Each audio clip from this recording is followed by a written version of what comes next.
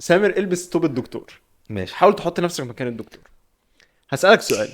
نطلع بره. شايفك قليل قوي لدرجه ان هو ما بيدكش سلايدز بتاعته. ده بجد. ده بجد، ايوه الراجل ده حرفيا بيخش يرزع محاضره ساعتين ثلاثه. طب انا عايز اذاكر بقى، اروح البيت انا اكيد.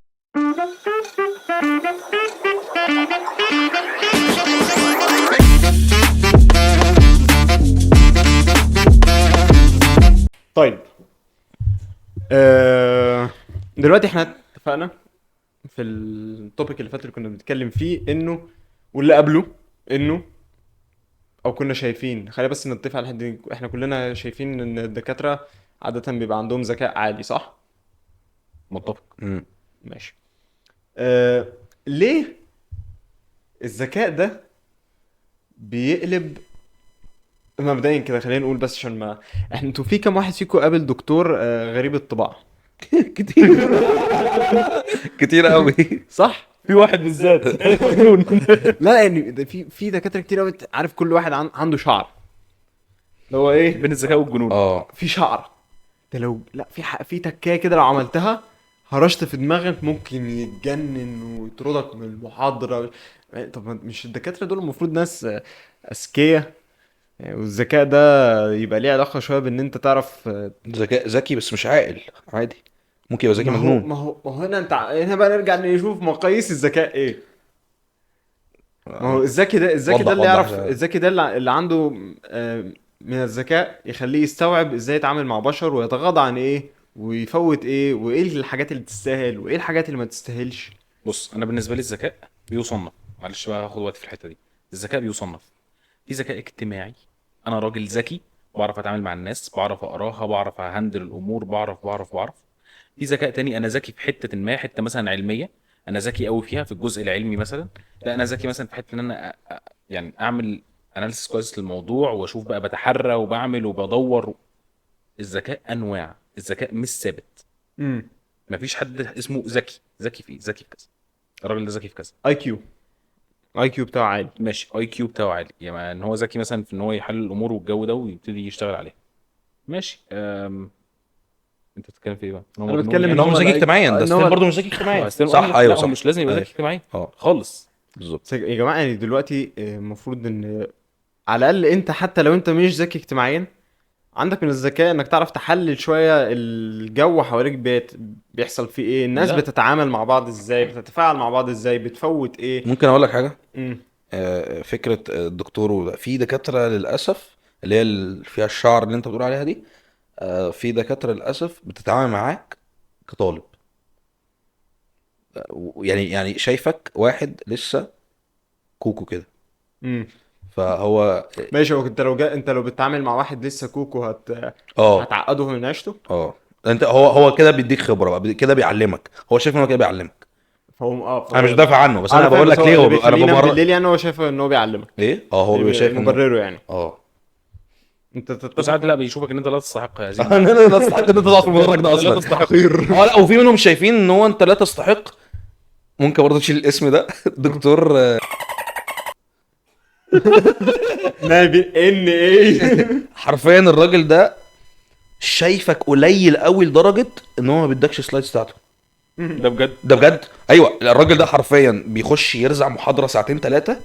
طب انا عايز اذاكر بقى، اروح البيت انا اكيد مش ميتين انت لا تستحق كمبيوتر. هذه. انا مش كمبيوتر. لا انا اقول لك، انا قعدت 30 سنه عشان اعمل السلايدز دي. انت ليه تاخدها على الجاهز؟ اما هم الجامعه جايباك دكتور محترم بالظبط. عشان 30 سنه تشير دول علمك. لا، عشان 30 سنه دول تدي آه، بقى العلم ده تدينا خبرة، للطلبه. تشير العلم اللي بالظبط. انت كونته في ايوه 30 سنة. ايوه. لا مش هديها لك. لا. لازم تقعد 30 سنه عشان تعمل زي اللي انا عملته ده. مع علم وانت لا. انت فاهم انا بتكلم في ايه؟ طب لك كام سنه؟ 29 لسه فاضل لك سنة. لا السنه الجايه اديك سلايد. ان شاء الله السنه الجايه كده اديك سلايد. فده اللي بتكلم فيه. لا، في ناس شايفه ان انت لا تستحق اصلا انك تاخد عندها منها اي علم. طب معلش، طب دي نقطة لذيذة جدا. طب هو الشخص اللي شايف ان انا لا استحق ان انا اخد منه اي علم، سوري، مش لا تستحق يعني، ممكن يكون حلو أفورت. ان انا ان انت اقل من ان انت تاخد منه علم ان هو دلوقتي. اعلى من انه يديني علم. انت كلب. بص خلينا نلعب لعبة لذيذة جدا. سامر البس توب الدكتور. ماشي، حاول تحط نفسك مكان الدكتور. هسألك سؤال. نطلع بره. انت ليه الادب اصلا؟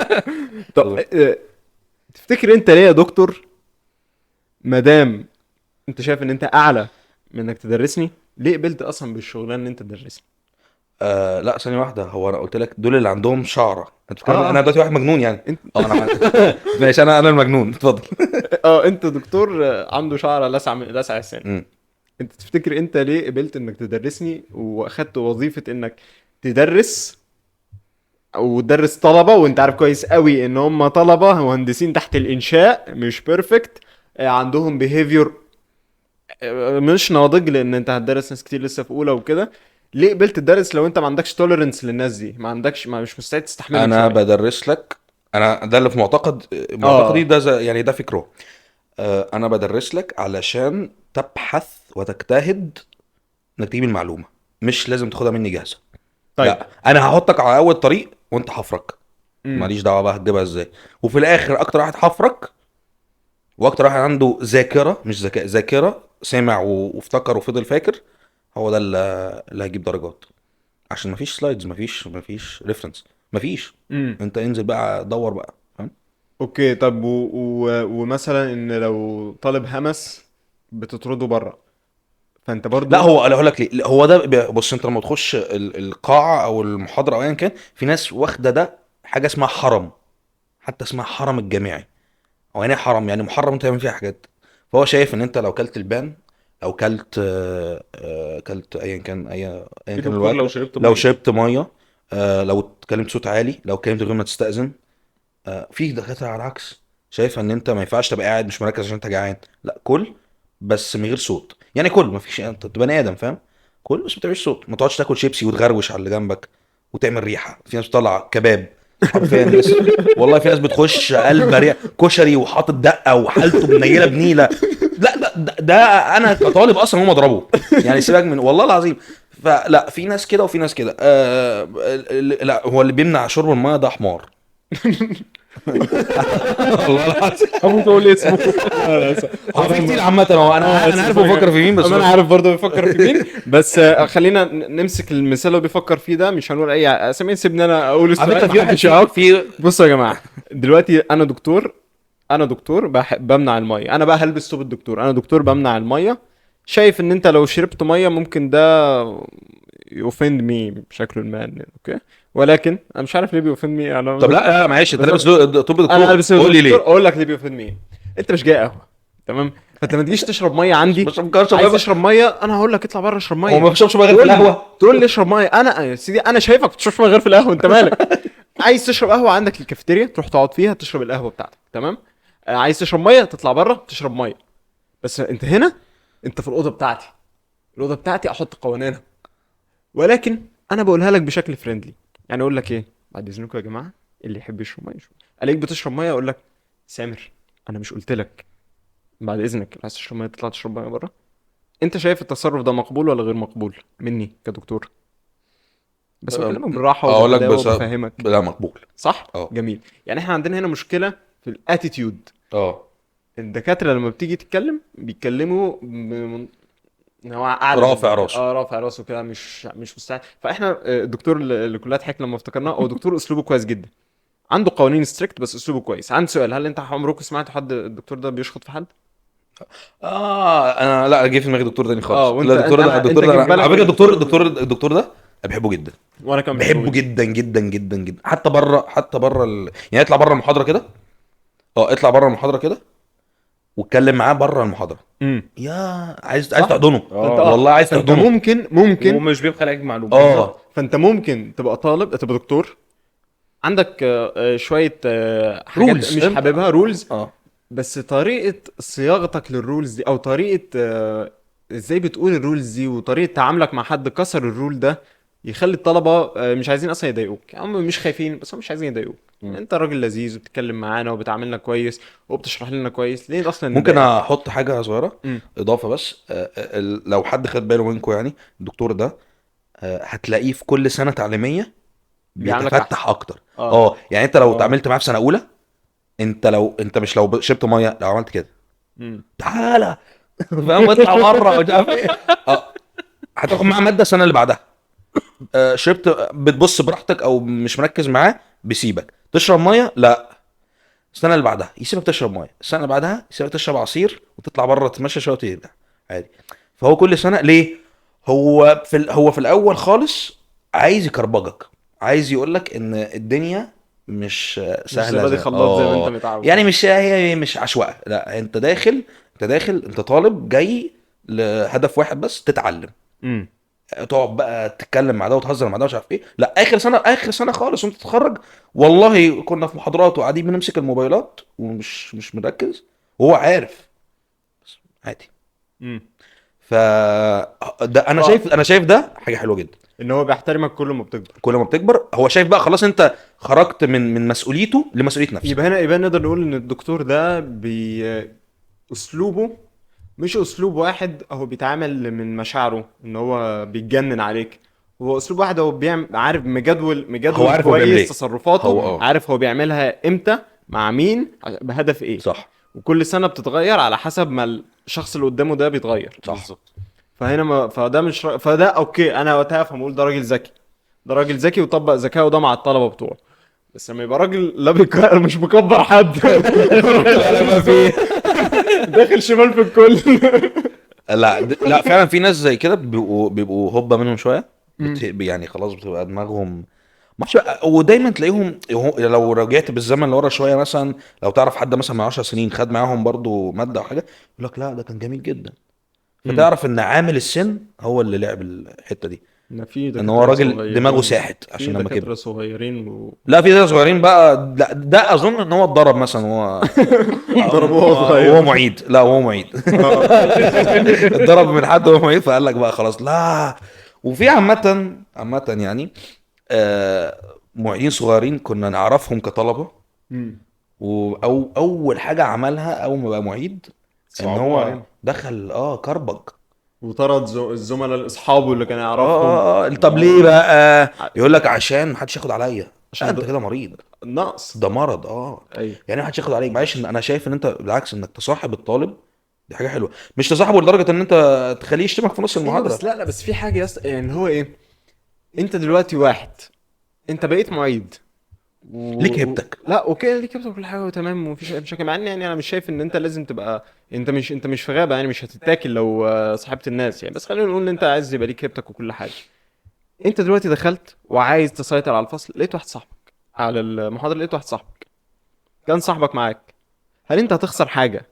هتخسر حاجه لو هديت اللعب شويه الترم ده لحد لحد ما ما صاحبه يتخرج. لحد ما الزملاء بتوعك يتخرجوا، اه بعدين ترجع يا سيدي افرض شخصيتك وعمل انت، ما انت مع دفعه جديده مع ناس اول مره تشوفك او هم برضه. ما يعرفوش ان انت لسه متخرج من كام يوم فاهم، حرفيا. ما حدش يعرف اي حاجه. هو فاكرينك بقالك 30 سنه عادي. فانت لو هديت اللعب شويه لحد ما صحابك اللي انت مش عايز تخسرهم يتخرجوا، وتبدا وقتها تشوف هتعمل ايه قدام، وتفرض شخصيتك وكل المعتقدات المتخلفه اللي عندك دي قدام، انت برضو مش هتكون ده لا يناقض الهدف اللي عندك ان انت تفرض شخصيتك، وخايف لا طالب يضربك وخايف وعندك كل الانسكيورتيز دي. صح صح. ايوه صح. ف هو فعلا يعني يكفي ان انت تحترم صاحبك اللي قاعد ده اصلا يعني. فكره انك تمارس سيطر تمارس يعني عارف انت الاثوريتي بتاعتك مم. على صاحبك، دي مصيبه، دي ايوه مصيبه. ايوه. فاهم انك انا معيد انا اقدر اطردك. طب ليه؟ ليه احنا كنا قاعدين بنغش مع بعض هنا؟ يلا يلا يلا ده احنا كنا مرسمينها هنا مع بعض. ده في ما بيننا تشات ممكن لو طلعت دلوقتي اوريك في داهيه. فاهم؟ لا انا شايف ان ده مرض يعني محتاج جلسات كهرباء علاج بقى ما اعرفش، بس ده مرض. طب انت عايز شايف ايه؟ نفس الكلام. او ممكن نتفق مع صاحبي اقول له ان انا هطردك يعني هقول له معلش هطردك بس عشان احاول افرض شخصيتي وابين لا نفسي لا لا, بقى لا ومش انت عارف كده ايه. بتقل منه الصراحه، انا لا شايف لا عادي يعني، انا مثلا لو انا عمر اقول له معلش اصلا المحاضره دي طب ما هطردك. اطرد واحد يستحق ان هو يطرد. اه يعني اطرد صاحبي ليه؟ تفرض شخصيتك على حد تاني. بس معلش. انت بتكبر عليا انا. عارف انت زي الراجل البنت معديه من قدامه، تعالى يمسك صاحبه بضربه بالقلم. معلش اضربك بالقلم بقى عشان تبان ان انا جامد وبتاع. اصلا يعني انت لو معيد ليه اصلا تتفق ليه تطرد صاحبك؟ اصل عندي سؤال، النمره اللي المعيد ده عملها لكن يقدر يعملها على حد تاني. حد يستحق ان هو يتعاقب. واكيد حد هيطلع له هيستحق انه اه يتعاقب. بالظبط. اقول لك على حاجه، حد عمل حاجه، حد لعب بالتليفون قدامه وهو قال له ما تلعبش بالتليفون. واقول لك على حاجه، انت في ناس احنا عارفينهم كويس في الجامعه، انت لو قلت له 15000 مره هيفضل يلعب بالتليفون. اصطاد لي واحد زي ده، اغلطه، لان انا اقول له 4 مرات بعد كده اطرده، ما حدش هيغلطه. على فكره انا شايف حاجه، ان انت لما تهزق اللي قدامك باحترام اقوى بكتير من انت تمارس عليه حته ان انت تطرده وتهزقه وتسحب منه وان انت اصلا لو انت وبتديك بالشياكه، هيبه اكتر. وانت لو بالشياكه قلت له اطلع بره، تمام، هو هيتكسف قدام الناس كلها. بالظبط. ليه بقى؟ هيقول للراجل المحترم اللي الناس كلها دي بتحترمه والناس كلها عارفه ان اسلوبه حلو، طردني، يبقى انا مشكله فيه. يبقى صح. بس لو انت قاعد بتزعق وتجعجع وكده، الراجل المجنون طردني، يبقى ده العادي. وهيقعد يضحك مع ده اصحابه، العادي، ايه يعني، اه. ما الراجل المجنون طبيعي يطردني يعني. دي حقيقه فعلا. صح. اه. بس يعني اما انت ما تضيف حاجه يا حسن، انا حاسك كلام منطقي كمل. انت متفق معايا في كل حاجه. متفق معاك. ف... فهنا انت بتقول ان الدكاتره معظمهم بيبقوا، مش معظمهم بس يعني في ناس كتير منهم اذكياء بس سوشيالي اوكورد. امم. صح. صح. صح. مم. ده وده يعني انا متفق مع حس في الحته دي، ان فعلا الذكاء دي مش كلمه عامه. انت ذكي في ايه؟ في مم. ذكاء اجتماعي، في ذكاء فكري، في ذكاء عملي، في ذكاء علمي، في كده مم. بس. طيب، انا اتشرفت بيكم يا رجاله، الله يخليك يا باشمهندس عمر. وان شاء الله نكررها كتير، بس سامر يحن علينا بس، ان وانت شاء الله. تيجي ترد علينا على التليفونات. حاضر. على غريب. السلام عليكم.